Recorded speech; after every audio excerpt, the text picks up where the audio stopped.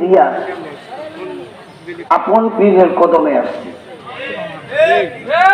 কথাটা বুঝাইতে পারি নাই। আমার হুজুর বলছেন, বাবা আমিও ঈদুল আজহার নামাজ আমার পীরের কদমে যাই আদায় করতাম, তোমরাও ঈদুল আজহার নামাজ আমার সাথেই আদায় করবে।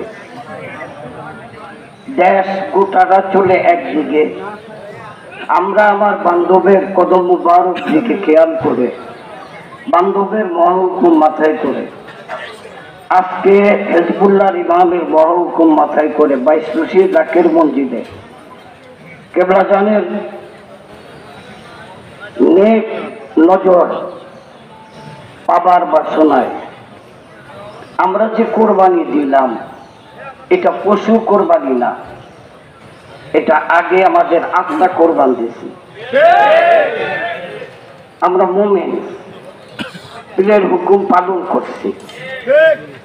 ওই বান্ধব এর পবিত্র কদম পাকে কোটি কোটি কদম বসে আরজ করছি, কদম বসে আরজ করছি। বাবা রেখে যাওয়া মানত মোহাম্মদ পীরজাদা আলহাজ খাজা মিয়া ভাইজান মুজাদ্দিদি সাহেবের পাক কদমে কদম বসে আরজ করছি। মুসলিম বিশ্বের অবিসংবাদিত নেতা জাকের পার্টির মহামান্য চেয়ারম্যান মোহাম্মদ পীরজাদা হেজবুল্লাহর ইমাম জানারি একটি নির্দেশে দেশ থেকে দেশান্তর, বন থেকে বনান্তর, মাশরিক থেকে মাগরিব পর্যন্ত একদা সকালবেলা সারা পৃথিবীর মানুষ একত্রিত হবে আর সারা পৃথিবীতে মহাসত্যের পতাকা উড়াবে, লা ইলাহা ইল্লাল্লাহু।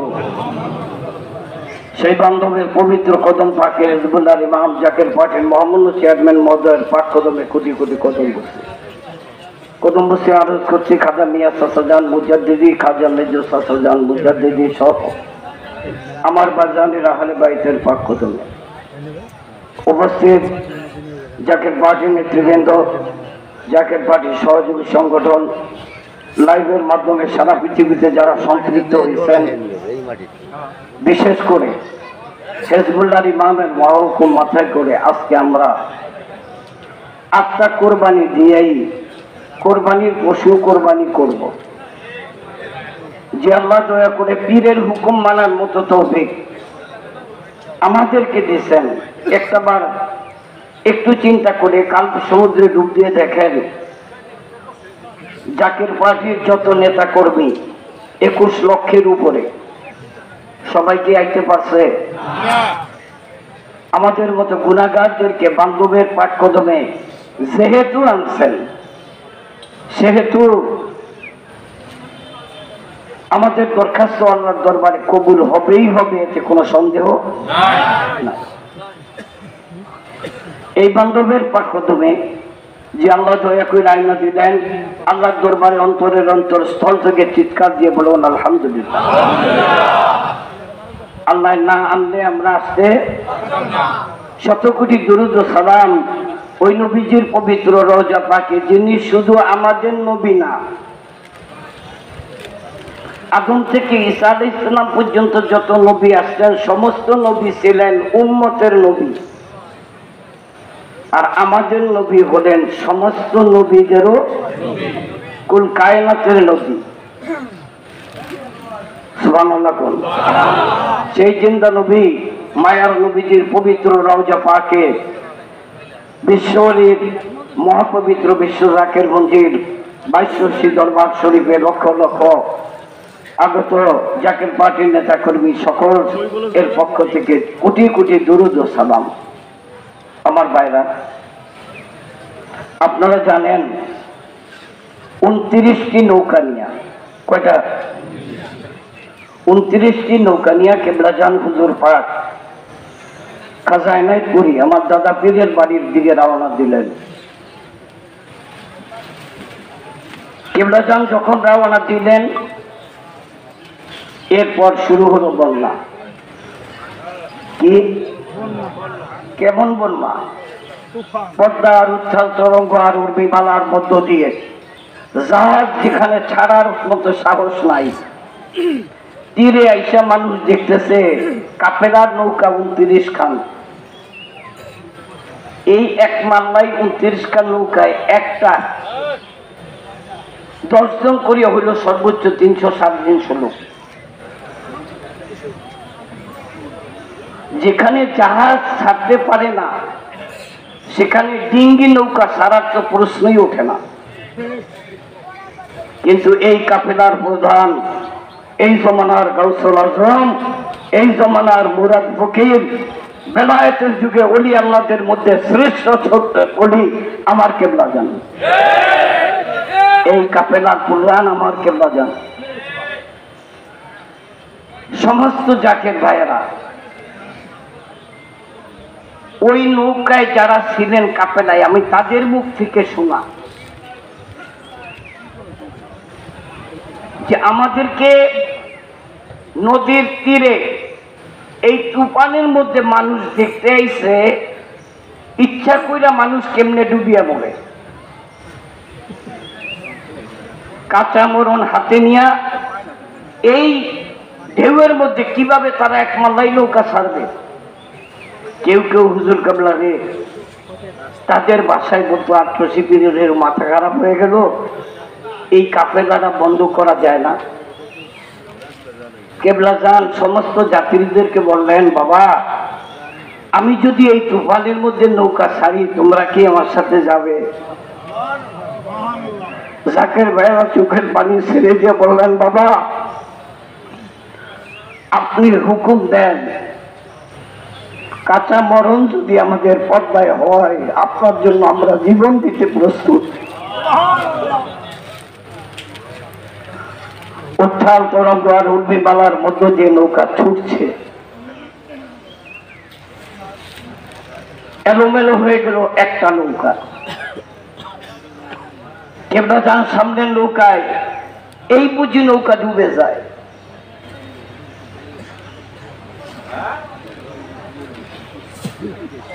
নৌকা চলতেছে চলতেছে, হঠাৎ করে পদ্মার একটা চরের কিনারে যাইয়া একটা নৌকার একটা তক্তা ভেঙে গেল, পানি উঠিয়া নৌকাটা ডুবে গেল।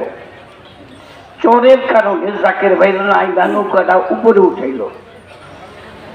কাফেলার নৌকা সব সামনের দিকে চলে গেছে। কেবলা জান হুজুর পাক ওই তীরে যায় অপেক্ষায় আছে এই নৌকাটা। পদ্মা নদীর মাঝে এই তুফানের মধ্যে একটা তক্তা ছুটে গেছে। এখন এই তক্তা লাগাইব থেকে একজন বলতেছে, যেহেতু কয়েকটা ঘর দেখা যায় চলো কোনো মেস্তরি পাই কিনা। ওনারা কতটুকুন যাইতে না যাইতেই দেখে এই তুফানের মধ্যে একজন মেস্তরি একটা বাক্সা লইয়া চরের মধ্যে হাঁটতেছে। চিৎকার দিয়ে বলেন আল্লাহু আকবার, আরো জোরে বলুন আল্লাহু আকবার। দৌড়িয়া যাইয়া বলতেছে, মেস্তরি সাহেব আমাদের নৌকাটা একটা তক্তা ছুটিয়ে গেছে, তখন পানি ঢুকে আমরা হুজুর পাকের সাথে কাফেলায় রওনা দিয়েছিলাম, নৌকা সব চলে গেছে। মেস্তরিকে চলেন। মেস্তরি ওনার কাছে সব কিছু লোহা গজাল সব কিছু আছে, নৌকাটারে কাইট করে তক্তাটা লাগিয়ে দিল। বললো যে আপনারা কি এখন যাইতে পারবেন? কার কি পানি উঠবে? মেস্তরিকে মনে হয় উঠবে না। সুবহানাল্লাহ। রওনা দিলেন। এই নৌকার 9 জন মানুষ। কয়জন? 9 জন মানুষ। কেবলা জন হুজুর পাকের পাক তাওয়াজ্জুহ বলে আল্লাহর রহমতের উপর ভরসা করে নৌকা যায় পৌঁছলেন। এই বন্যা তুফানের মধ্যে হুজুর কেবলা ঈদের নামাজ পড়ার জন্য এনায়েতপুর রওনা দিয়েছেন। তুফানের কবলে পড়ে গেলেন কেবলা জানের 29টি নৌকা। এদিকে ঘটে গেল আরেক ঘটনা, খাজা এনায়েতপুরী দরবারের পাঠশালার সকল খাবার বন্ধ। খাজা এনায়েতপুরী একবার ভিতরে যায়, আবার বাহিরে আসে, আবার ভিতরে যায়, আবার বাহিরে আসে। পাঠশালায় খাদেমকে হুকুম দিলেন, কেউ কোনো খাবার নিও না। আমার ফরিদপুরি পর্দায় বিপদে পড়ে গেছে, যতক্ষণ পর্যন্ত ফরিদপুরি দরবারে ফিরে না আসবে কেউ একটু পানিও স্পর্শ করবে না। আল্লাহ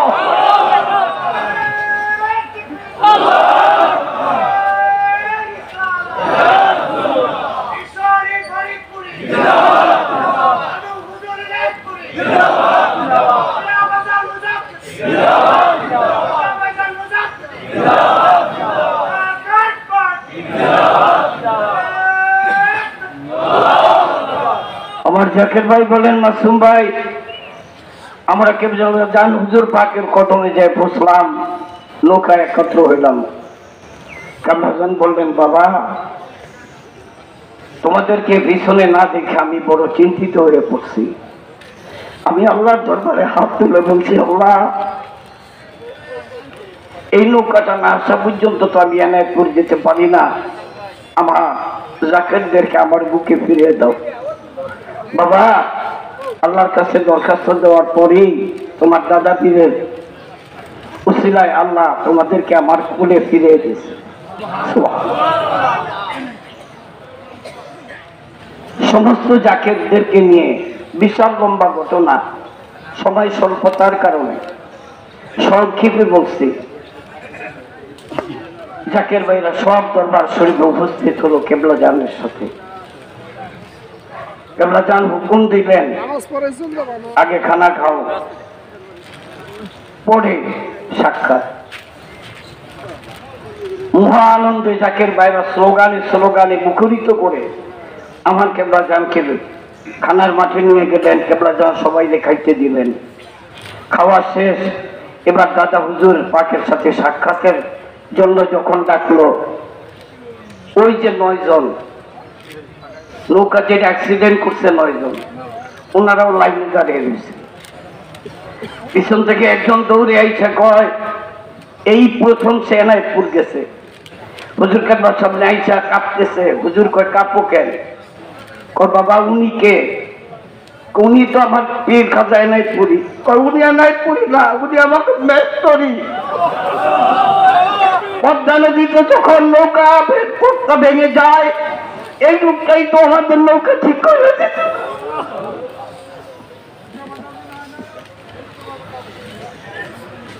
কেবলা জান হুজুর পাক চোখের পানি করে ছেড়ে দিলেন। দাদা হুজুর পাক জিজ্ঞাসা করে, বাবা উনি কি বলে? হুজুর পাক কাঁদতে কাঁদতে বলল, উনি বলছে কেবলা জান নাকি ওনাদের বাংলা নৌকাটারে ঠিক করে দিচ্ছেন। দাদা হুজুর মিষ্টি আইসা দিয়ে কয়, আপনার মুরিদান পদ্মার ভিতরে, আমি কি এনায়তপুরে থাকতে পারি? আমি ওই আপনার সাথে পদ্মা নিতে দিয়েছিলাম। সেই মহাবান্ধবের মহাহুকুমের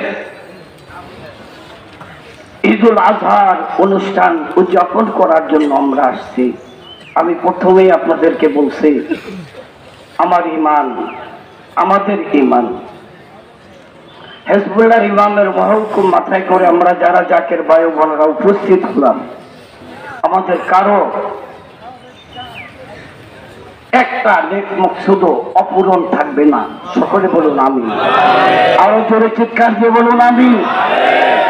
তার কারণ এটা পীরের হুকুমের অনুষ্ঠান।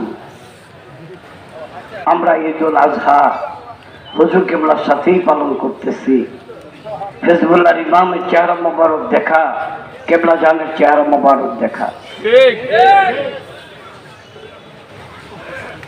এই মহতি অনুষ্ঠানে আমরা আসতে বাইরা খুশি না বেদনা?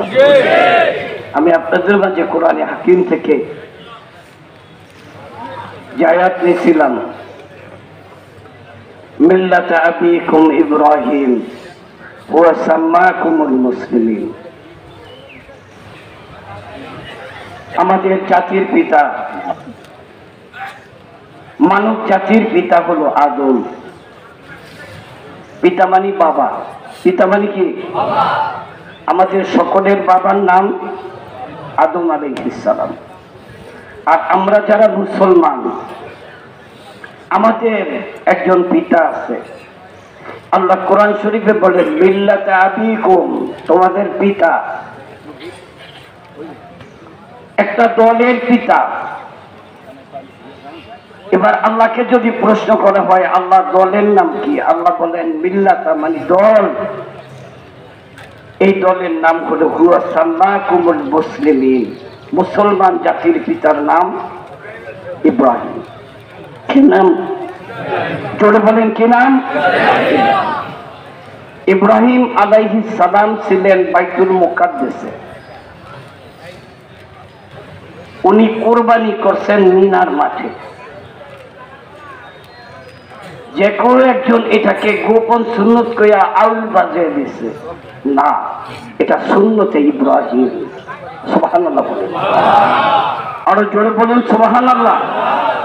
আমরা বাড়ি ঘর সংসার সব কিছু সব ত্যাগ করিয়া আপন পীরের হুকুম পালন করিয়া, কারো 500 মাইল, কারো 300 মাইল, কারো 200 মাইল, কারো 100 মাইল, কারো 20 মাইল, অর্থাৎ আপন বাড়ি ছাইরা দিয়া পীরের বাড়িতে এসে আমরা কোরবানি করতেছি। এই কোরবানি আল্লাহ অবশ্যই কবুল করবেন, ঠিক কিনা? জোরে বলুন ঠিক কিনা? একটা কোরবানি আমরা আমাদের আত্মার সাথে যুদ্ধ করছি, আত্মার কোরবানি দিছি। এই মন, কিয়ের বাড়ি করে থাকবি, কিসের সমাজে থাকবি? আমার পীরের কদমেই আমার সমাজ, আমার পীরের কদমেই আমার সব। হিজবুল্লাহর ইমাম হুকুম দিছে, আমরা গুনাহগার, হুকুম পালন করার জন্য আসছি। কেবলাজানের হুকুম পালন করতে আসছি। পীরের হুকুম পালন করতে পারলেই মুরিদের কপাল খুলে যায়। অতএব কারণে বাবা ইব্রাহিম আলাইহিস সালামের কপালে যে নূর ছিল, এই নূরটাই হলো নূরে মুহাম্মদী। বাবা ইব্রাহিম এই নূরে মুহাম্মদীর কারণে আগুনে জ্বলে না। সুবহানাল্লাহ বলেন। ইব্রাহিম আলাইহিস সালাম আগুন থেকে বাঁচার পরে আল্লাহর কাছে দরখাস্ত দিলেন, লক্ষ কোটি শুকরিয়া, তুমি আমারে আগুন থেকে বাঁচাইলা। আল্লাহ কয়, ইব্রাহিম না, শুধু এখানে আমি না, আমার বন্ধুর নূরে মুহাম্মদী তোমার কপালে ছিল বিদায় আগুন তোমাকে স্পর্শ করে নাই। আরো জোরে বলুন সুবহানাল্লাহ। আদম আলাইহিস সালামকে কোনদিনই ফেরেশতারা সিজদা দিত না। আদম আলাইহিস সালামকে ফেরেশতারা সিজদা দেওয়ার মূলেও কারণ নূরে মুহাম্মদী। পৃথিবীর সৃষ্টির 14,000 কোটি বছর আগে এই নূরের জন্ম। কাউসার আহমেদ চাঁদপুরি সাহেব বক্তব্য দিতে যায় প্রথমেই যে হাদিস জানা বললেন, মান কানা নাবিয়্যা ওয়া আদম বাইনাল মাই ওয়া তিন। আদম যখন মাটি